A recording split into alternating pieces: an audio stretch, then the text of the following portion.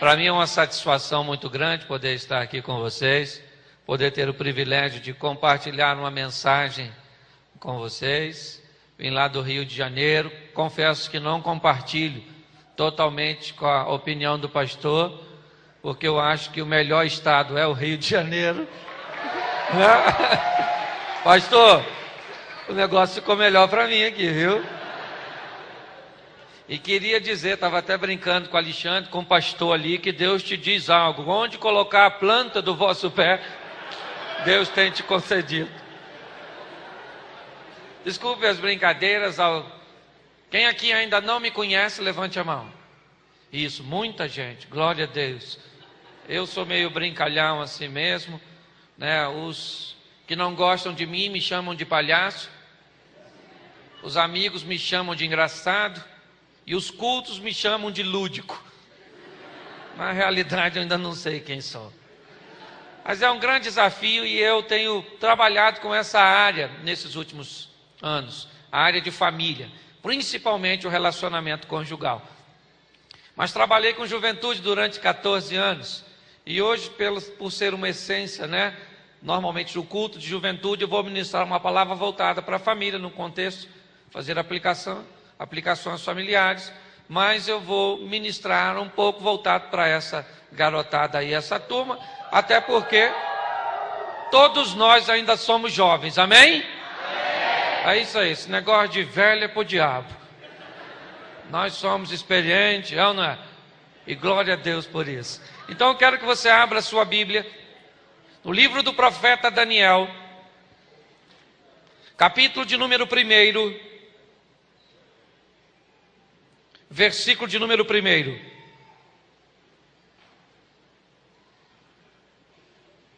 Daniel capítulo 1, versículo de número 1.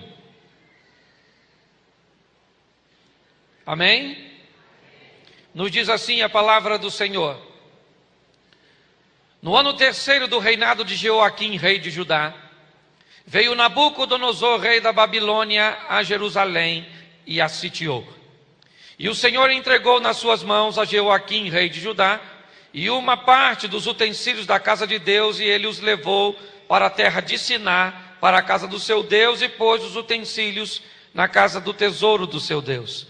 E disse o rei a Aspenaz, chefe dos seus eunucos, que trouxessem alguns dos filhos de Israel da linhagem real e dos nobres, jovens, em que não houvesse defeito algum, formosos de aparência, instruídos em toda a sabedoria, sábios em ciência, entendidos no conhecimento, e que tivessem habilidade para viver no palácio do rei, a fim de que fossem ensinados na letra e na língua dos caldeus.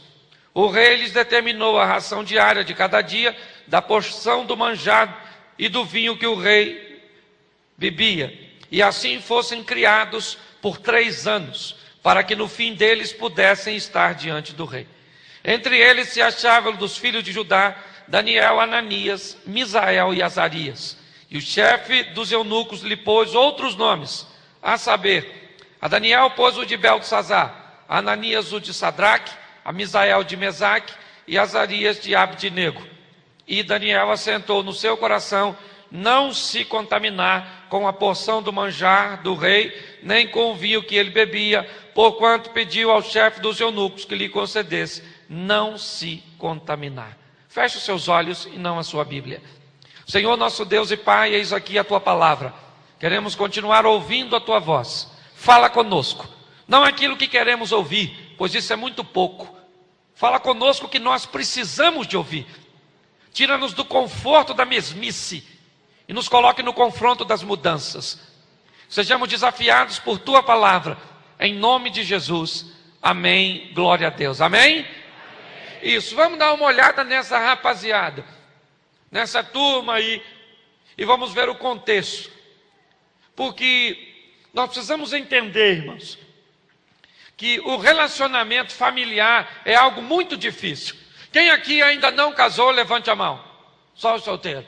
Glória a Deus, Deus te abençoe.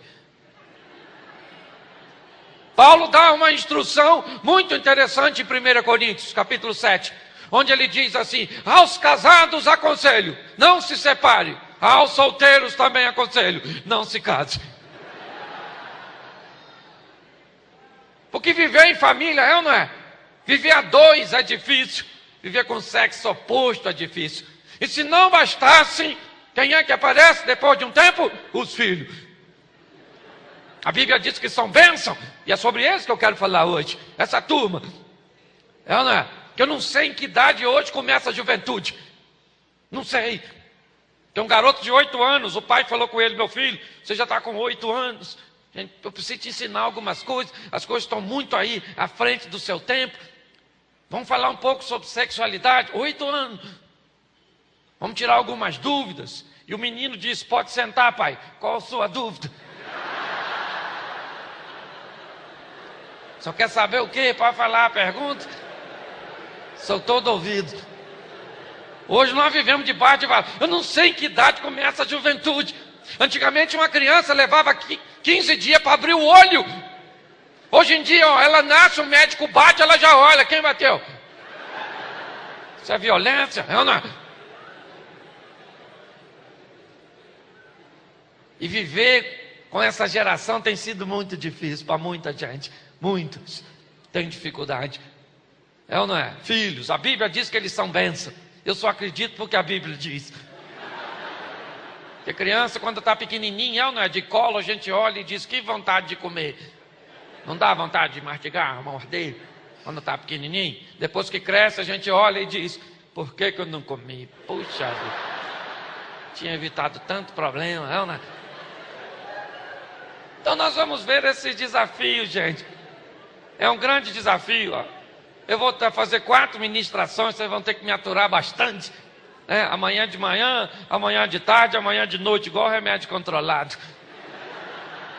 Amanhã vou estar falando de cura das memórias, muito importante para a restauração de relacionamento familiar. Mas nós vamos dar uma olhada nesse contexto aqui, pois existe uma estratégia muito interessante por trás desse texto. O texto diz que Israel havia se distanciado de Deus. E Deus utiliza agora alguém para disciplinar Israel. Este alguém era Nabucodonosor. Ele invade, Jerusalém no reinado de Jeoaquim. E Nabucodonosor era um homem muito sagaz. Ele tinha o interesse não apenas de invadir e de dominar Jerusalém. Me parece que existe uma estratégia maligna por trás disso, pois ele vai fazer algo muito interessante. Além de invadir Israel, ele vai remover de Israel as cabeças pensantes. E ele quer pegar a juventude, jovens em que não houvesse defeito, gente bonita, inteligente, é ou não é? E foi retirando esses jovens do meio de Israel, ou do meio de Jerusalém. Por quê? Porque me parece que ele quer acabar com Jerusalém. Ou seja, ele quer tirar as cabeças pensantes. Porque quem pensa faz diferença. Quem não pensa, cabeça de bagre, pode deixar. Não serve para nada, é ou não é? E ele quer pegar essa turma.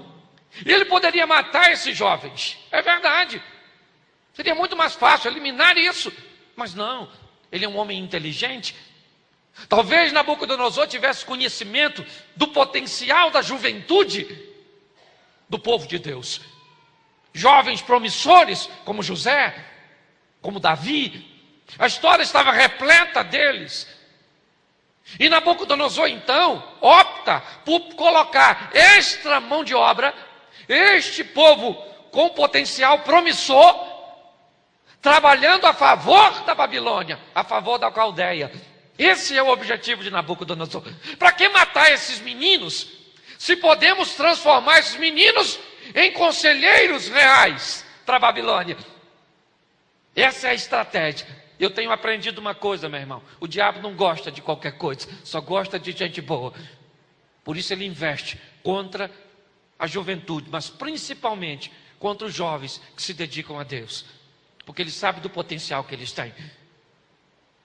Ao invadir a Babilônia, ao invadir Jerusalém, ele leva cativo esta rapaziada,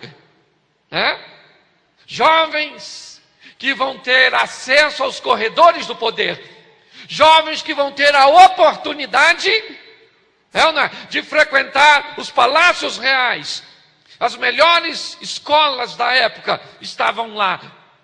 O império mais forte, o império da Babilônia. E esses jovens vão ter a oportunidade de estar lá. Eles são retirados de sua família, são retirados de sua nação, vão para longe do templo. Esses jovens são arrancados contra a sua própria vontade. Porque saiba de uma coisa, queira você ou não, nós não podemos andar o tempo todo com nossos filhos. Vai ter uma hora que eles vão ter que viver sua própria. E o legado que nós vamos deixar? O que nós vamos deixar para eles? Esse é o grande desafio. Esses rapazes vão para a Babilônia. O texto vai dizer, tinha um montão, mas o texto destaca 4. Daniel, Ananias, Misael e Azarias. Uma turminha boa. Os 4 rapazinhos estão lá junto. Chega lá na Babilônia. Olha que Nabucodonosor é um cara muito esperto. Põe os meninos para comer a melhor comida. Usar só tênis de 12 molas. iPad, iPod, iPhone. Os meninos bonitos na fotografia. É ou não é? Isso, quando eles chegam na Babilônia, primeira coisa que o tal do Aspenaz faz é mudar o nome dos rapazes. Olha que estratégia. Nome é uma das coisas mais pessoais que temos, se não a mais pessoal. E quando alguém quer mudar o nome de alguém, o objetivo é apagar o seu passado, a sua história. Dizer para eles, o que você viveu agora já era. Você veio para uma nova, esqueça o seu passado. Esse era o objetivo, apagar o passado desses rapazes. Mas a família desses rapazes deixaram uma herança para eles. Hoje nós ficamos muito preocupados em formar os nossos filhos, em dar aos nossos filhos o melhor nos estudos, o melhor em conforto, a proteger os nossos filhos. Mas saiba que tem uma coisa que nós podemos deixar para os nossos filhos, que pode fazer toda a diferença. Sabe o que é? Ensinarmos os nossos filhos a conhecerem a Deus. Porque nós não podemos ir com nossos filhos para todos os, mas Deus pode. O pai desses rapazes não estavam lá, a mãe desses rapazes não estavam lá, o templo não estavam lá, os anciões não estavam lá, os conselheiros não estavam lá. Tiraram tudo desses rapazes, mas não conseguiram tirar Deus de dentro deles. Uma geração que tem Deus, que busca Deus, que não negocia com o pecado. Gosto do Abraão por causa disso. Abrindo um parênteses, Abraão se deitou com Agar, lembra? A egípcia quis dar uma ajuda para Deus. Deus não precisa de ajuda, gente. Deus falou, Abraão, eu vou dar um filho. Sara estava com quase 90, ele também já estava com quase 100. Olhou, falou, vai ficar difícil, hein? Quando o filho não apareceu, Sara falou assim, por que você não deita com Agar, a egípcia, para a gente ter um filho? Abraão olhou para Sara, 90. Olhou para Agar, 25. Olhou para Sara. Olhou para Agar. Ô Sara, eu vou fazer esse sacrifício. Tem uns caras que são a graça, né? Ele tenta ajudar a Deus e nasce Ismael. Depois nasceu Isaac, você conhece, se não conhece, vai ler, porque eu não sou obrigado a falar tudo. Quando Isaac tem uma festinha, que ia comemorar, que ele parou de mamar, desmamou. Ismael já era mais velhinho, um pouquinho que ele, né? Tinha um pouquinho mais de idade. E ele faz uma brincadeira com Isaac, que Sara não gosta. E Sara chama Abraão e diz, manda esse garoto e essa mulher embora agora. E eu fiquei muito aborrecido quando eu vi isso, porque Agar não pediu para deitar com aquele coroa. Ela não pediu nem para estar ali. Ela era do Egito, mas ela, coitada, agora está com o menino. E Abraão vai dar uma fortuna. na hora de despedir o filho e a criada. Um pouquinho de pão e um odre de água. Põe nas costas da H e diz: vaza. Rapa fora. Perdoa a linguagem jovial que eu estou falando num culto de jovem. Se eu estivesse falando num culto de ancião, pegou o odre e partiu para os confins da terra. Aí a dinâmica tinha que ser outra. Me perdoa o linguajar. Os mais conservadores. Então preste atenção. Qual é a riqueza? Quando eu olhei isso, um homem rico como Abraão despediu seu filho com um pouquinho de água e um pouco de pão, que logo acabou, e H põe um menino embaixo de uma árvore e fica distante aguardando apenas mas embaixo daquela árvore o menino orou a Deus. Abraão não deu ao menino dinheiro, não deu ao menino ouro, não deu ao menino servos, mas deu ao menino o conhecimento de que havia um Deus no céu. E no momento que aquele menino enfrentou dificuldade, ele clamou e Deus abençoou o menino. E viveu no deserto. Olha, tem gente que diz que deserto é lugar de transição, e o Ismael ficou rico no deserto. Deus abriu um poço para ele no deserto. Quanto vale um poço no deserto? Virou posto de gasolina para os camelos. Quase um oásis, não é verdade? Então a maior riqueza que nós podemos deixar para os nossos filhos é ensinar os nossos filhos a conhecer a Deus. É mostrar aos nossos filhos quem é o Deus verdadeiro. Os pais desses rapazes não estavam mais com eles. Eles estavam agora na Babilônia. E chegaram lá, só comida de rei. Tu já comeu comida de rei? Fazão. Se comer cai até os dentes. Só comida gostosa. Aí Daniel, seus amigos olharam para a comida. Provavelmente era oferecida aos deuses da Caldeia. Daniel falou: não vamos comer isso não, né, gente? Não vamos comer não. Então vamos falar com Aspenaz que nós não vamos comer, porque nós somos separados. Vamos desafiar a ordem de quem? De Nabucodonosor. Se tivesse feito isso, tinha morrido. Então quero dar uma dica para você que é jovem, e para você que não é também. Não queira resolver as coisas pela força. Seja sábio. Entendeu? O rei teve um sonho, só para me ilustrar isso. Que os dentes dele caíam tudo. Ficava um dente só. Ele cuidava do dente e o dente também caía. Mandou chamar os sábios da província para que fossem interpretar o sonho.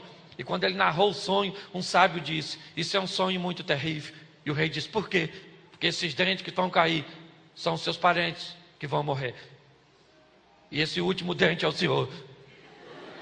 O rei disse: manda prender esse miserável. Isso não é coisa de falar para o rei. Mandou chamar um homem que pudesse interpretar o sonho. E o homem chegou. E o rei contou o sonho. Os dentes caíram, caiu tudo, ficou umzinho. Cuidei, caiu. E o sábio disse: isso é um sonho maravilhoso. E o rei disse: é? Ele falou: é. O que isso significa? Significa que você vai viver mais do que todos os seus parentes. O rei falou: gostei, dá presente para ele, dá tudo. Na saída alguém perguntou: mas espera aí, você falou a mesma coisa que o outro. O outro disse que vão morrer todos e ele morre no final. Você disse que ele vai viver mais do que os outros. Ele disse: eu falei a mesma coisa, só que de um jeito diferente. Sabedoria, querido. É ou não é? Para de levar a vida de qualquer maneira. O Daniel chamou o tal do Aspenaz e falou: Aspenaz, vem aqui para a gente ter uma conversa legal. Vou comer isso não, menino. Não estou acostumado a comer esse troço. Poxa, dá uma moral para a gente aí, pô. Uma verdurinha, umas coisinhas assim, legal. Mas está todo mundo comendo, poxa. É uma boa oportunidade. Deixa eu falar uma coisa para você. O objetivo maligno é uniformizar a humanidade. Faça o que todo mundo está fazendo. Use o que todo mundo está usando. Pense o que todo mundo está pensando. Compre batom, compre batom, compre batom. Esse é o objetivo maligno. Para pensar. Nós não somos todo mundo. Nós somos cidadãos dos céus. Amém? Nós andamos na contramão o mundo está debaixo de valores invertidos. Não espante-se qualquer hora na rua, você vê um poste fazendo xixi no cachorro. Hoje está tudo doido. Daniel chama e diz: amigão, nós vamos compartilhar com isso. Experimenta aí, pois, só umas semaninhas. E quando esses rapazes são vistos, estão mais robustos. Uma prova viria depois de 3 anos. Seriam arguídos pelo próprio Nabucodonosor. E os 4 rapazes, ou nos 4 rapazes, acham mais sabedoria do que todos os demais. Pare para pensar. Olha o que esses rapazes estão vivendo. Olha o caminho que eles estão tomando. Por quê? Porque o verso 8 diz que eles assentaram-se no seu coração em não se contaminar, em viver numa vida. Por quê? Porque receberam valores. Vou te dizer uma coisa: nossos filhos fazem o que nós fazemos, não o que nós falamos. Nós precisamos dar exemplo para essa turma. Eu estava conversando, com o irmão e disse para ele: meu pai casou 8 vezes. 8. Construiu mais casa do que João de Barro. Meu pai. Me deram para 5 famílias diferentes. 5. Pensa num menino feio. Não melhorei muito não, mas eu usava quichute, tu lembra disso? Quichute, amarrava na canela, gente. Tem uma foto que eu estou de quichute, uma calça azul bebê e uma camisa quadriculada. Parece que eu estou esperando a nave chegar. Um troço horroroso. Minha casa não tinha banheiro, meu banheiro era embaixo de uma parreira de chuchu. Eu não como chuchu, meu irmão. Eu não como chuchu. Eu não como chuchu, não como mesmo. Não precisa de cura interior, não é nada disso, mas o chuchu era um relacionamento íntimo. O banheiro era embaixo, eu comia o chuchu, eu adubava o chuchu, eu vi o chuchu crescer. Mas não morri não, meu irmão. Estou aí, para a honra e glória do nome do Senhor. Meu pai e a minha mãe falharam, mas Deus não. Isso, Salmo 27:10. Ainda que teu pai e a tua mãe te desampararem, eu, Senhor, jamais te desampararei.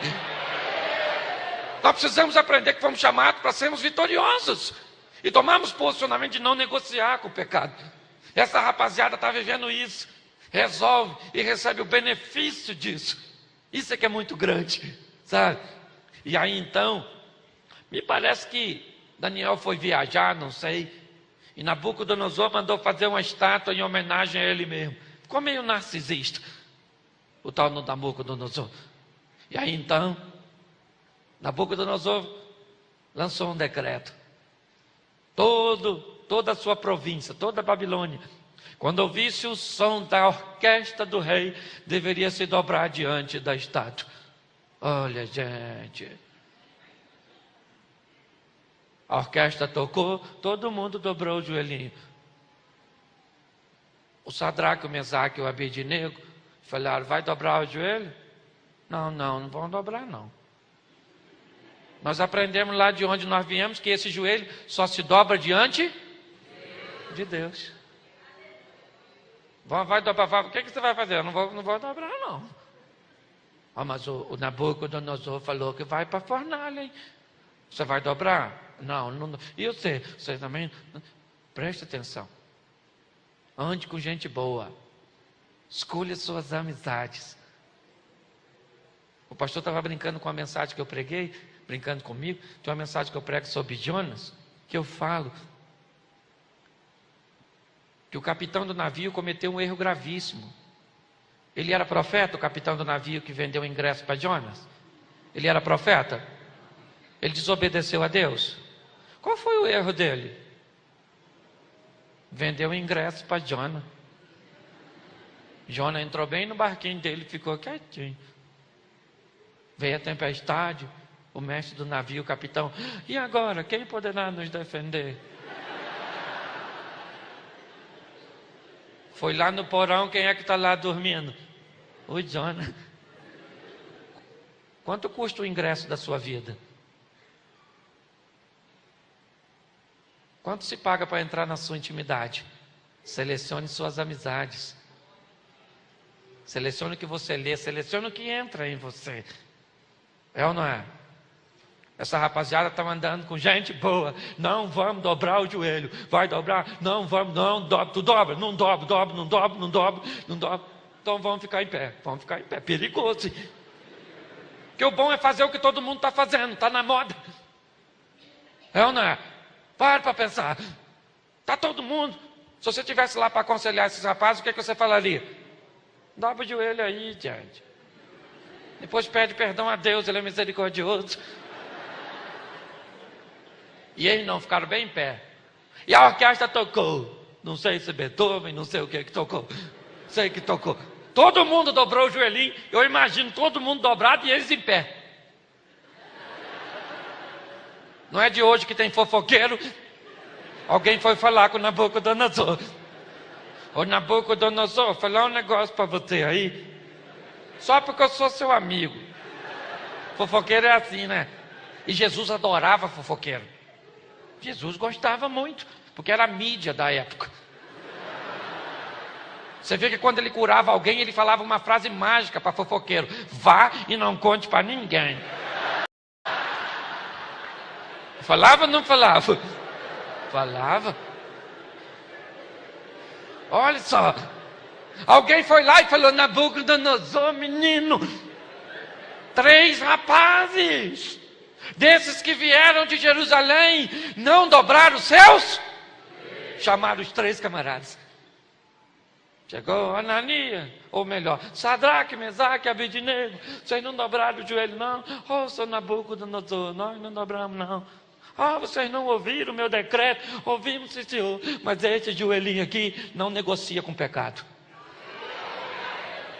Nós não abrimos concessão. Nós aprendemos desde pequenininho. O Senhor tirou nossa mãe, o Senhor tirou nosso pai, o Senhor tirou o templo, o Senhor tirou nossa cultura, os sacerdotes, mas Deus ainda continua aqui dentro. Não interessa para onde nos levem, Deus irá conosco. É isso aí, querido. Esse é o grande desafio. Ser crente em qualquer lugar. Ser crente na igreja é mole. É ou não é? Aleluia, glória a Deus. Quero ver se você é crente na sua casa. Quando seu irmão chegou, comeu o frango, tudo.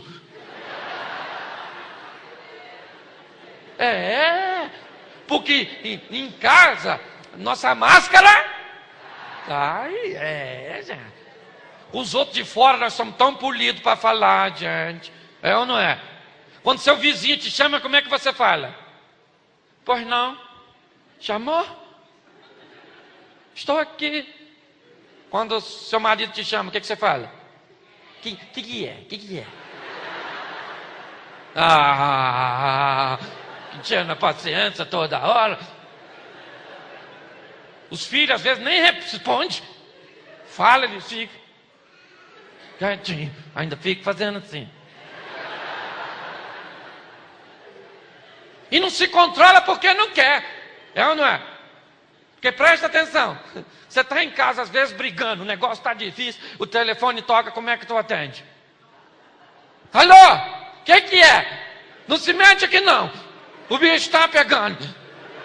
Você pode estar brigando, pode estar nervoso, pode estar irado, pode ter o que for. O telefone tocou, você atende. Alô? Ô pastor. Aleluia, aleluia, aleluia. Deus é bom, pastor, Deus é bom. Ele está no controle.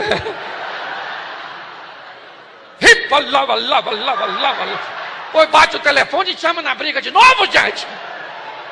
Pelo amor de Deus. Tolerância zero. É ou não é? Em casa, máscara. E a garotada tá vendo, gente. Eu tenho 2 garotos, um com 17 e um com 19. Estou criando 2 maridos. Tenho que ensinar para meus filhos. Ensino meus filhos a fazer coisa de casa. Ô pai, não precisa, tem a secretária aí que faz. Vamos lavar uma loucinha, filha. O que custa? Lava um copinho, passa um paninho no chão, lava um banheiro. Não é para precisar, filho. É estágio. Para quando você casar, dá uma ajuda para a companheira, é ou não é verdade? Aí não ajuda a mulher, final da noite, a mulher está lá toda esquartejada. Aí ele diz, hoje tem? Ela diz, tem um homicídio nesse. É isso que vai ter aqui dentro de casa hoje. Então eu tenho que ensinar meus filhos, Ana, a ser homem. Ana, homem. Foi o que disse Davi para Salomão. Duas coisas. Na última frase, quando estava morrendo. Salomão, guarda o último conselho. Tema a Deus e seja homem. Porque o homem está igual mico, leão dourado, meu irmão. Para ver só em cativeiro. Esse dia eu fui num lugar, estava escrito assim, antigamente o homossexualismo era proibido, depois ele foi tolerado, hoje ele é aceito, eu vou embora porque daqui a uns dias vai ser obrigatório. Homem de verdade. E homem que assume os seus compromissos. É assim que funciona. Não é? Está em falta. Infelizmente. Então eu tenho que criar esses meninos, o exemplo é meu. Eu falo para eles, hoje papai vai mostrar a vocês como é que beija. Que isso, pai? Besteira? Vem cá, mulher. Aproxima a presa do predador. Agarro ela, beijo, eles ficam, que palhaçada. Papai é machão. A gente tem que dar exemplo para essa turma, ser amigo dessa, colocar valores nessa turma, porque eles vão embora, mas os valores ficam. Ou não é verdade? Eles vão embora. Esse é o grande desafio, principalmente da mulher brasileira. Parece que cria filho para casar com ela. Criança nasce, põe todas as fichas no menino. Nossa, que lindinho. E fica falando, garoto. O menino é pequenininho, a gente fica doido para ele falar. Fala. O que ele entende? O tempo inteiro, aquele montão de bobo ao redor dele. Fala, vovó, fala. Ele fala, vovó, que lindo, fala de novo, fala. Quando ele tem 3, 4 anos, o que ele faz? Fala igual um maluco. Que alguém mandou ele falar. Aí a turma que mandou ele falar, fala o que com ele agora? Cala a boca, garoto! Quando ele vira adolescente, fala o que com ele? Fala comigo, se abre, eu sou teu amigo. Ele diz, espera aí, primeiro mandou eu falar, quando eu fui falar, mandou eu calar a boca. Agora, quer que eu fale? Só de raiva também eu não falo. Nós não temos nem habilidade para criar filho. Não é?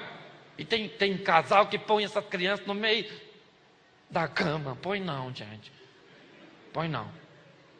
Depois que ele sentir a temperatura ambiente e o cheiro do restaurante, ninguém tira ele mais de lá.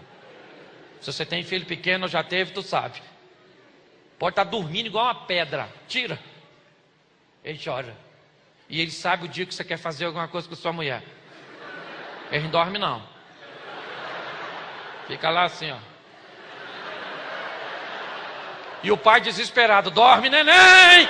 Dorme neném! E ele fica assim, não vou dormir não, esse cara quer pegar minha mãe. Sai fora, rapaz, que negócio é esse? Eu vou dar esse mole que nada. Você está rindo de coisa que te faz chorar, gente. São histórias que nós vamos construindo com nossos filhos, gente. Precisamos manter os nossos filhos próximos. Ou não é? Quanto tempo você não dá um beijo no seu filho? Não deita seu filho no seu colo? Quanto tempo? Por que você distanciou? Hoje é o ativismo que tem tomado conta. Nós precisamos deixar valores, porque como esses meninos foram embora, onde está o pai de Daniel? Onde está o pai de Ananias? Onde está? Eles não têm nem mais o nome que os pais deram. Outros nomes, mas os valores continuam os mesmos. Preparamos filhos para ir para a faculdade, para ir para o mundo, mas para ir para a faculdade, para o mundo, para o casamento, cheios de Deus. Esse é o princípio. E eles ficaram em pé. Está todo mundo dobrando, todo mundo. Hoje o grande desafio com essa juventude, área de sexualidade, não vou falar disso aqui, mas é um assunto sério. Namoro hoje é um troço avançado. E você que é crente, cheio de Deus, é igual a outro qualquer. Eu aprendi uma coisa, você se converte, mas seus hormônios não. Eu nunca vi hormônio aceitando Jesus. Você vai namorar, dá o mesmo troço. Aquela loucura, meu Deus. Às vezes você está em casa sozinho, dá uma vontade de se relacionar com você mesmo. Olha que troço perigosíssimo. E esse dia um rapaz falou comigo: não é pecado não, Cláudio. Eu falei: é. Não é? Eu falei: é. Ele falou: não é. Eu falei: é, cara. Aí ele falou: Cláudio, não faz isso. Eu falei: você seria capaz de se masturbar pensando num pezinho de couve? Ô, covinha gostosinha. Eu falei: é lógico que é pecado, camarada. Ele falou: então ora por mim para Deus me ajudar. Então hoje está todo, se você observar, está todo mundo fazendo, está todo mundo falando. E os rapazes estão onde? De pé. E falaram com Nabucodonosor. Nabucodonosor falou: vou mandar a minha orquestra tocar de novo, uma chance. E vocês dobram o joelhinho. Quando vocês dobrar, está tudo fechado. Os rapazes falaram: Nabucodonosor, não cansa os músicos não, porque nós já decidimos aqui, nós três, nós não vamos dobrar nosso joelho. Nabucodonosor falou: como é que é? Falou: nós não vamos dobrar o nosso joelhinho, porque nós aprendemos assim na nossa terra, nós aprendemos assim com nossos pais, nós aprendemos assim na nossa meninice, porque a Bíblia diz: ensina o menino o caminho que ele deve. E não é criar filho na igreja não, é criar filho nos caminhos do Senhor. Tem gente que acha que traz para a igreja é suficiente, chega aqui, salta. Cadê o menino? Se eu fui pregar num culto, tinha um garoto com um carro desse tamanho, no meio do culto, e uns 10 garotos sem carro, correndo atrás. Na hora do louvor, eu falei: eu não prego com esse garoto assim não, isso é um desaforo. Eu falei: na hora da mensagem, vamos pegar o menino aqui. Pegar o menino. Na hora da mensagem, o garoto... Peguei o microfone, falei: a paz do Senhor, amém? Amém. Queria saber quem é a mãe desse menino. Está correndo com um carrinho. Queria que aprendesse esse veículo. Tomasse a carteira desse garoto. E só liberasse depois que o culto acabar. Sumiram com o garoto. Você está rindo? Valores que nós vamos deixar, gente. Esse é o legado. É ou não é? Nabucodonosor falou: ah é? Vocês não vão dobrar o joelho? Não vamos dobrar, Nabucodonosor. Falou: você sabe que é fornalha, chapa quente. Sabe, nós não vamos dobrar não. Vai dobrar, Nania? Não. E você, Misael? É, fornalha, não. Não, mas nós não vamos dobrar não. Então leva ele para a fornalha. Olha bem, vão os 3 rapazes para a fornalha. Sei quantas vezes mais. Lá aquecido. Jogaram os rapazes e Nabucodonosor foi ver. Porque queria ver a desgraça. Quando ele olhou dentro da fornalha, teve um problema com a ciência exata, com a matemática. E Nabucodonosor falou: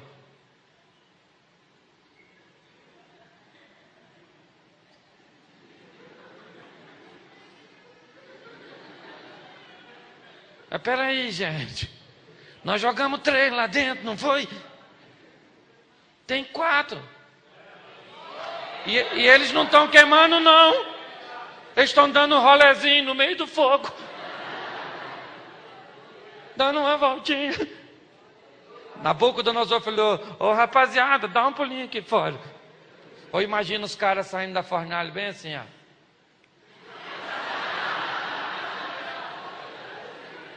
Qual é, Nabucodonosor? Quem é o que, de que, para quê, por quê? Pare para pensar, gente. Nós precisamos entender, se você for estudar a história de Daniel, você vai ver que pelo posicionamento que ele tomou, ele foi maior que o Império Babilônico, pois o Império caiu, e ele ficou de pé no Império Medo-Persa, porque é alguém que conservou valores, porque é isso que vale a pena, é sermos de Deus e andarmos com Deus em qualquer local que estivermos.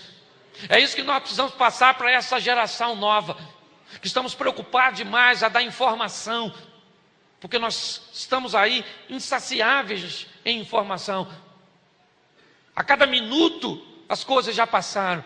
A evolução está, em um grau elevadíssimo no que diz respeito à informação. Mas o que é que nós estamos deixando para essa geração? Qual é a informação que nós estamos passando? Quais são os valores que nós estamos deixando para nossa casa, para os nossos filhos? Qual é o elo de ligação que nos une? Esse tem sido o grande desafio. Isso é que tem feito a diferença na família.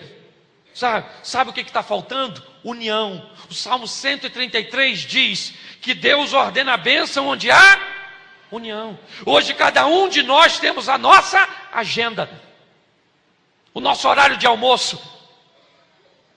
Cada um de nós temos as nossas atividades. Hoje a situação está sendo imposta para nos dividir. Essa é a estratégia do maligno. E nós precisamos, no meio de todo esse caos, no meio desse emaranhado de informação e de precocidade, conseguimos resgatar valores que mantêm a nossa casa saudável, nossa casa de pé. Consigamos construir na mente dos nossos filhos um comportamento forte de amor. Sejamos mais do que pais, mas sejamos amigos, sejamos companheiros, pessoas que eles possam confiar, credibilidade. Porque aí, quando eles forem, nós não iremos com eles, mas os valores irão, e eles nos darão orgulho, sabe? E eu vou dizer uma coisa para você que é jovem, ou para você que não é: se seu pai falhou, não coloque seu erro na conta deles, e não se vitimize, porque tem gente que se torna especialista em comiseração. Sabe por quê que eu não venci? Porque meu pai me abandonou, porque eu fui adotado. Pastor, você foi adotado, glória a Deus. Alguém quis você? Não, não sei o que, eu sou feio, não pude estudar, não pude isso. Fala sério. É a história da escova de dente conversando com o papel higiênico. A escova de dente falou com o papel higiênico assim: papel, às vezes eu fico muito aborrecido, com autoestima, autoimagem. O papel falou: por quê? Ela falou: porque eu fico pensando, papel, que o meu emprego é o pior do mundo. Isso me dá uma tristeza. Eu gosto de vocês que a ficha vão caindo devagarzinho assim. O papel higiênico olhou para a escova e falou assim: escova, não fala besteira não, filho. Fala besteira não, filho, que eu estou passado por cada situação que você não pode nem imaginar. Então não adianta você. Não adianta. Você tem que transformar impacto em impulso. É ou não é verdade? Você tem que fazer graça das desgraças. Esse é o grande desafio. E nós precisamos estar aptos para isso. E não conseguiremos isso sozinhos. Precisamos de Deus morando onde? Dentro de nós. 1000 cairão ao nosso lado, 10.000 à nossa direita, mas nós não seremos atingidos. A palavra de Deus tem que estar em nós. É ou não é? E aí as adversidades serão superadas, gente. Quando Deus, a ótica, eu gosto de ótica. Esse dia eu estava pregando no interior e o cara falou: Rio de Janeiro é muito violento. Eu falei: não, cara. Ele falou: é. Eu falei: não é. Ele disse: é. Eu falei: é só uma questão de ótica. Ele disse: lá tem bala perdida. Eu falei: a Bíblia tinha flecha perdida. Acabe morreu de uma flechada perdida. Então era muito perigoso. Ele falou: o Rio é violento, tem caveirão, muito homicídio. Eu falei: você acha? Eu falei: violento era o Éden. Ele disse: por quê? Eu falei: porque Caim matou Abel, morreu 25% da população num dia só. Tinha 4, morreu 1. Um índice alarmante de violência. Eva poderia falar: nem vou sair nesse bairro. É uma questão de ótica, cara. Amplie sua visão. É ou não é? Se você aprender a olhar para o lugar certo.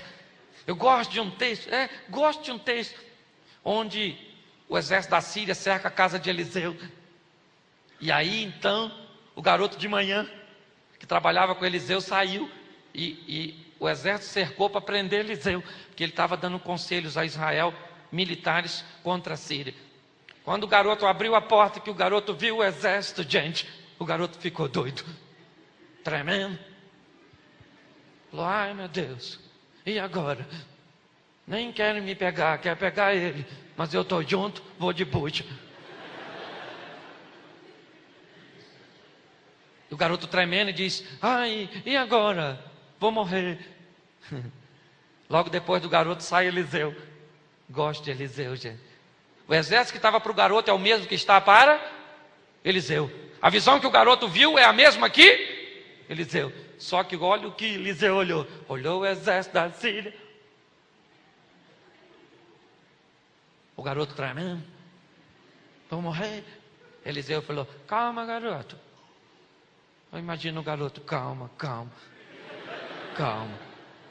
Eliseu ainda fala, calma, menino, mais numerosos são os que estão conosco do que os que estão conosco. O garoto deve ter falado, quem é que está aqui com a gente? Que eu não estou vendo ninguém. Aí Eliseu falou, Senhor, abre os olhos desse menino, dessa besta para ele ver. Quando o menino olhou, tinha carro e cavalo de fogo ao redor dele. Sabe o que o menino deve ter falado? Vem, quer vir? Vem agora, vem. Porque você precisa saber que Deus é com você. É isso que nós precisamos passar. É esse o legado. É isso que eu quero transmitir nessa primeira mensagem para vocês. Deixamos uma história no coração dos nossos filhos. Um dia nós vamos partir. É ou não é? Mas vamos deixá-lo nas mãos de quem? Nas mãos dos homens? Não. Vamos deixar os nossos filhos nas mãos de Deus. Dando sequência àquilo que nós começamos. Porque não existe sucesso sem sucessão. É assim que funciona. Foi o que Deus falou para Ezequias. Você é muito bom, filho, mas põe ordem na tua casa, porque daqui um dia tu morre. E eu preciso que a história continue. Nós precisamos colocar isso. E colocar coisas boas no coração das outras pessoas. Porque a vida, gente, olha só. Hebreus 9, 27 diz assim. Ao homem está determinado morrer apenas, vindo depois da morte Esse texto diz que a vida é única, uma só.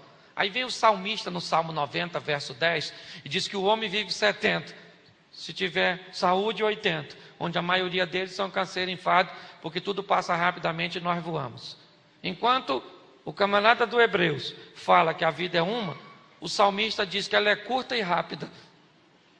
Numa vida única, curta e rápida, nós não podemos perder tempo com coisa medíocre. Nós precisamos viver intensamente, gente. Amar mais, sorrir mais, brincar mais. Eu voltei de férias agora, saio mesmo com meus filhos, saio com minha mulher, brinco com meu pai tem 80, cuido dele, vou lá todo dia de manhã. Esse dia vi ele só de bermuda, falei, nossa, o senhor está com físico de jogador de baralho. E ele falou, só você mesmo, meu filho, para me fazer rir. Porque um dia meu pai vai morrer e eu não vou chorar. Não, só vou chorar a perda. Mas não vou ter nenhum sentimento de coisas que não falei para ele. Porque eu não vou esperar ele morrer para falar. Falo enquanto está vivo, meu irmão. Vá visitar sua vovó, seu pai. Só quanto tempo daqui um dia ele morre. Morreu. Tinha tanto para te falar, mas com palavras não sei dizer. Fala sério, gente. A vida está passando. Todos nós estamos numa fila invisível da morte, onde ninguém sabe o número de sua senha. Qualquer momento alguém grita lá, 415, é você. Acabou a vida. Aí hoje você fica brigando com o marido por causa disso, brigando com a sogra por causa disso, brigando com o filho por causa... E fica cheio de raiva, dizendo, eu estou morrendo de... Está morrendo mesmo de raiva. Vai dar um câncer, uma úlcera. Brinque mais, sorri, belisque sua mulher. Fala para ela, linda, não está, mas profetiza. Profetiza, fala, bonitona. Não vejo, mas eu creio que vou ver. Pega ele, olha para ele e diz, machão, homão, Superman, Iron Man, é ou não é verdade? Isso. Pare para pensar. Brinque, brinque, gente. Vive sua vida como se fosse o último dia. Uma hora você acerta. É isso que está faltando. Isso que você está fazendo aqui hoje é o que está faltando na sua casa. Mais brincadeira. Tudo é a ferro e fogo. Gente, por favor. É ou não é? Vamos beijar mais. Amar mais. Sorrir mais. Quando a morte chegar, você fala, estou dentro. Pode levar, minha filha. O cemitério não vai levar nada meu, além do meu corpo. Porque todos os sonhos que Deus me deu, eu vou viver nessa terra. Cemitério não foi feito para levar sonhos. Coloque isso no seu coração. Então pare. Amanhã eu vou estar falando de cura de memória, já vou estar encerrando já. Entendeu? Vem aqui falar 1h30. Vem aqui, engraçadinho, falar. Já vou fazendo, que eu ainda vou orar, aquela coisa toda. Mas é bom, gente, é bom. Não é verdade? Quanto tempo, quem está com a mulher aí do lado? Fala, você que está com a sua esposa. Quanto tempo não sorri assim do lado desse miserável? Fala sério. Quanto tempo você não ri assim? Quanto tempo? Pare para pensar. Gente, a vida é uma só. Aproveite. Esse dia eu comprei uma prancha. Fui para a praia com meu filho. Quase morri. Me ralei todo. Fui de manhã, de tarde, eu estava tomando analgésico. Meu filho olhou para mim todo arranhado e falou: pai, hoje foi 10, vão vir amanhã. Falei: se eu estiver vivo, meu Deus do céu. Que isso, gente? Jesus viveu 33 anos, mas ninguém viveu como ele. Ninguém amou como ele. Tem uma canção que diz assim: um dia uma criança me parou, olhou-me nos meus olhos a sorrir, caneta e papel na sua mão, tarefa escolar para cumprir. E perguntou-me no meio de um sorriso: o que é preciso para ser feliz? Amar como Jesus amou, sonhar como Jesus sonhou, pensar como Jesus pensou, viver como Jesus viveu, sorrir como Jesus sorria, sentir como Jesus sentia, e ao chegar o fim do dia, eu sei que eu dormiria muito mais feliz. Isso, gente. Sabe? Viva intensamente. Construa coisas boas na história dessa próxima geração. Eu tenho uma grande preocupação: o que vão falar de mim depois que eu morrer? Sei que morto não precisa de muito elogio, até porque ele não escuta. Mas é bom, a Bíblia diz que se você morrer e ninguém chorar, é melhor que você não tivesse nascido. É ou não é? Viver, eu vivo mesmo, amo minha mulher de paixão. Se morrer, não amo mais. É ou não é? Eu amo mesmo, gosto dela pra caramba. Entendeu? Mas se ela morrer, eu vou falar com ela lá no cemitério: olha, eu amei você até ontem. A minha religião não permite amar defunto, não. Você acabou de ficar viúva, porque eu vou casar de novo, dá licença. A vida continua. É ou não é verdade, gente? Então o que eu gosto de ver é esse sorriso, essa alegria no coração das pessoas, com a palavra de Deus, obviamente, porque a palavra de Deus pode te fazer feliz. Não sei quem falhou, não sei para onde a vida está te levando. O importante é que você não vá sozinho. Vá para um casamento desafiador com Deus, e Deus faz você vencer o desafio do casamento desafiador. Esse dia uma irmã falou comigo: só prega direitinho, mas meu marido é joio. Eu dormi e o inimigo plantou. Pense nisso, gente. Esse dia uma mãe falou comigo: o senhor não sabe o que é filho, eu gerei um alien. Você é o 8º passageiro da minha nave, querendo me engolir. Mas com Deus tudo é possível. Feche seus olhos agora. Pode fechar, que ninguém vai pegar nada seu, não. Isso. Fecha aí agora. Oh, meu Deus. Eu não sei para onde a vida tem te levado. Talvez para lugares que você não gostaria de ir. Mas você tem duas opções: ir acompanhado de amargura, medo, frustração, decepção, ou ir acompanhado de Deus, para que Ele te faça vitorioso onde quer que você esteja. Por isso, quero alguém no teclado aqui, por favor. Por isso eu quero fazer uma pergunta a você. Se a vida tem te reservado episódios ruins, se as circunstâncias têm te conduzido para lugares indesejados e você não tem como voltar, está além de suas forças, o melhor companheiro nessa jornada é Deus. Por isso eu quero te fazer uma pergunta. Eu não prego para emocionar ninguém. Sei que esse ministério é um ministério sério, onde quem age é o Espírito Santo de Deus. Jesus é o centro das atenções. Mas se as coisas não vão bem, se o lugar onde você está, quer seja profissionalmente, quer seja na sua saúde, no seu casamento, eu não sei onde seus filhos estão agora, eu não sei onde seus pais estão agora, você gostaria que ele estivesse aqui, mas não estão. Eu não sei onde você está, em que circunstância, mas talvez você precise de um milagre. E se você precisa de um milagre na sua casa, o milagre que você precisa, Jesus pode realizar. Esse companheiro que andava com Daniel, que andava com esses meninos,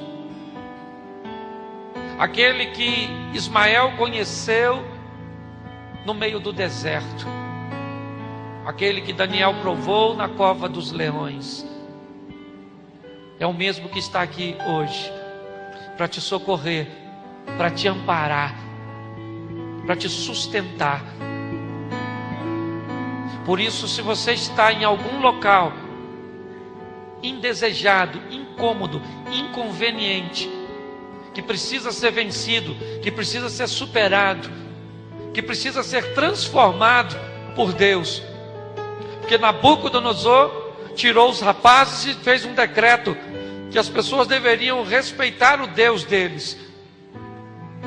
Você pode mudar o local indesejado que você está, com a presença de Deus e o poder de Deus.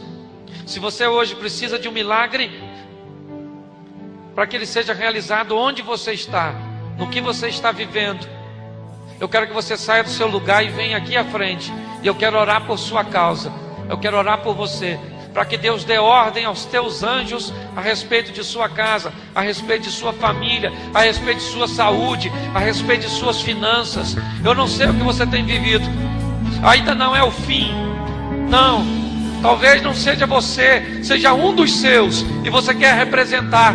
Você pode representar também alguém da sua casa que está vivendo um momento difícil. Aí, na galeria, você fique de pé, não dá para descer, mas se você quiser, né, representar alguém, se você quiser, fique de pé. Isso, eu sei que vai ficar meio inviável. Suba aqui, por favor. Suba aqui. Isso, fique nesse. Mais um. Isso, para dar para o pessoal chegar. Venha.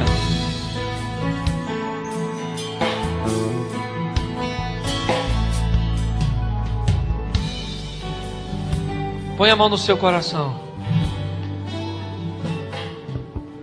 A igreja vai orar comigo. Todos de pé, se você quiser ficar de pé também, todos. Eu já estou passando a palavra ao pastor.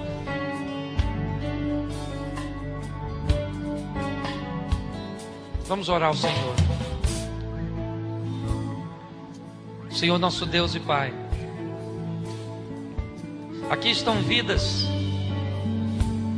que foram conduzidas por circunstâncias, que estão em lugares, em situações que não gostariam de estar, que estão vivendo o que não gostariam de estar vivendo, mas a vida, as circunstâncias, os fatos as conduziram para ali. E elas ouviram nesta noite que ali elas podem se tornarem vencedoras com a tua presença, mediante ao teu poder, ao teu agir. Por isso eu quero pedir, Senhor, agora, entra com providência sobre cada pedido, sobre cada lar aqui representado. Envia os teus anjos a pelejar por estas causas, restaurando casamentos, abrindo portas de emprego, restaurando empresas falidas, curando, ó Deus, libertando filhos, pais, maridos, esposas. Senhor, em nome de Jesus, faz um milagre em favor dessas vidas. Em nome de Jesus agora, Pai.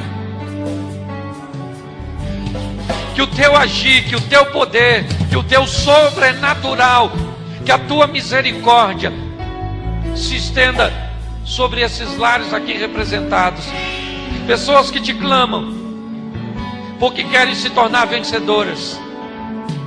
Pessoas que a fornalha está ali, os leões estão lá, o deserto está lá, Senhor. O exército já cercou a casa. Mas o Senhor é o nosso refúgio e a nossa fortaleza, o socorro bem presente na hora da angústia. Por isso, Senhor, eu creio no teu agir, eu creio no teu mover, no teu sobrenatural. Levante sua mão agora. Você crê que Deus está entrando com providência a seu respeito? Amém? Então eu vou contar de 1 até 3. E quando eu falar 3, você vai fechar sua mão, simbolizando que Deus está entregando a sua vitória, o seu milagre, o que você precisa. Você vai voltar para o seu lugar com a mão fechada. Eu ainda vou voltar aqui. E você vai me procurar e vai me dizer: pastor, naquele dia Deus entrou com providência a meu respeito e me deu vitória. Fica com sua mão aberta. 1, 2, 3. Feche sua mão. Pai, aqui está a nossa vitória. Em nossas mãos, entregue pelos teus anjos que pelejam a nosso respeito. Muito obrigado, Senhor, por tudo aquilo que o Senhor tem feito até aqui e por aquilo que o Senhor irá fazer em favor de nossa casa e de nossa família. Em nome de Jesus. Amém. Vale um amém? Podeis assentar. Isso. Quando eu passo a palavra, o pastor